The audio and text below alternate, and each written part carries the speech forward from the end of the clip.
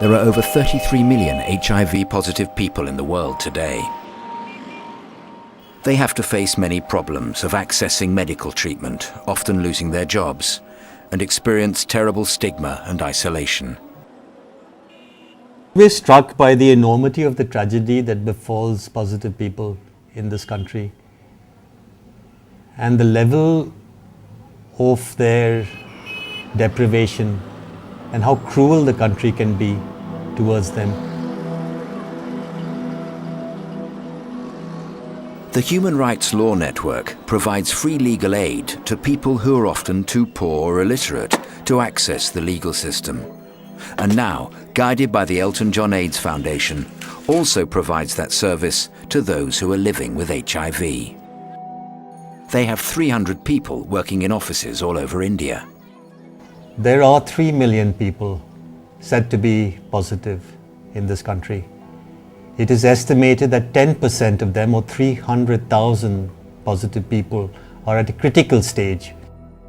Government of India had a policy of not providing antiretroviral treatment at all. The dominant thinking for 10 years at the highest level of government is that positive people have had indiscreet sex, they're basically immoral, they deserve to die. Thousands, perhaps even tens of thousands of people have died in that last decade. And to have a government policy which says we will not give you drugs and we will let you die was a crime of unimaginable proportions. The Human Rights Law Network, the biggest strength is that they work hands-on with the people. You're not working with international agencies, it's with people on the ground, people in villages, people in abject circumstances, people with sometimes no hope. Under Section 377 in Indian law, homosexuality is illegal. Feroz Khan is working with a support network for men who have sex with men, called Love Life. His friends are often arrested by the police for distributing condoms and supposedly encouraging gay sex. The Human Rights Law Network represents them in court.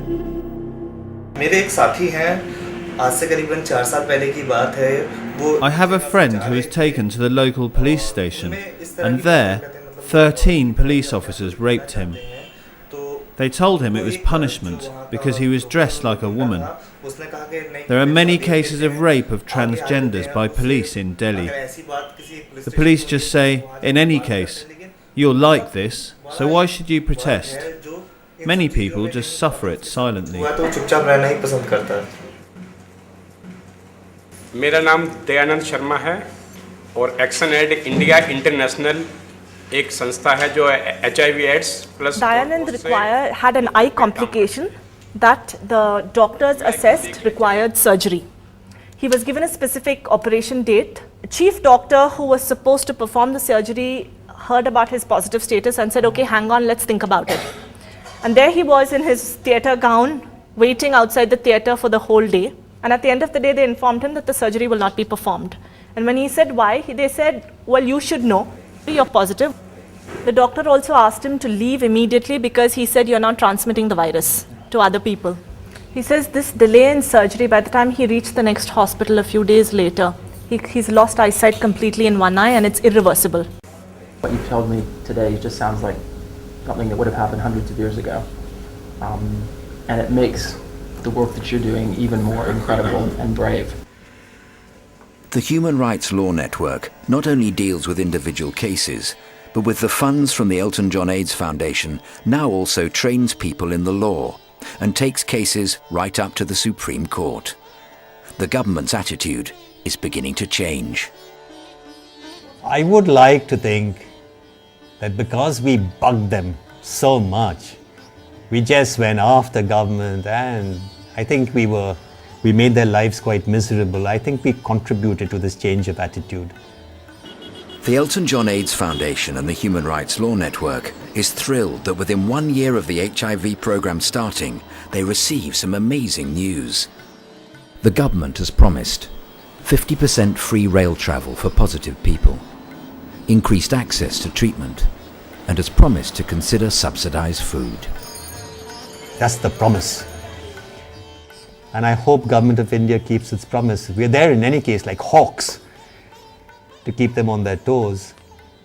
When the new legislation comes into play, potentially up to 2.5 million people will benefit from these changes. What I'd like to see, not in 10 years' time, maybe in 3 years' time, is a big, flourishing legal aid center in every state of India, run by positive people, providing free services to all who come. That's my dream.